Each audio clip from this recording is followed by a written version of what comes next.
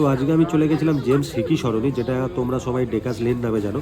তো ডেকাস লেনের এখন সব থেকে ফেমাস দোকান হয়ে গেছে অরুণদার জয়মা তারা হোটেল। তো 12:30টার সময় গিয়ে দেখছি যে অরুণদা মোটামুটি পুজো নিয়ে ব্যস্ত।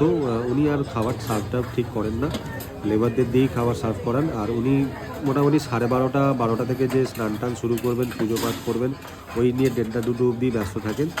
আর খাবারের এখানে ভ্যারাইটিস কী বলবো, এখানে বিভিন্ন রকম ভ্যারাইটিস আছে, মানে 1-2 দিনে শেষ করা যাবে না। আপনি যদি অরুণদার দোকানে খাবার শেষ করতে চান আপনাকে হয়তো 3-4 দিন আসতে হতে পারে। আর খাবারের টেস্ট অ্যাভারেজ খাবার। আর প্রাইস যদি বলি, একটা ননভেজ খাবারের প্রাইস যা আছে, এনার কিন্তু ভেজ আইটেম সেম প্রাইস। মানে বলবো যে কিছু কিছু রেস্টুরেন্টে হয়তো ননভেজের খাবারের দাম কম, কিন্তু এনার এখানে ভেজের দামটা অনেক। এটাই আর কি, মানে উনি হয়তো অনেক কিছু দিচ্ছে কিন্তু প্রাইস কিন্তু অনেক হাই।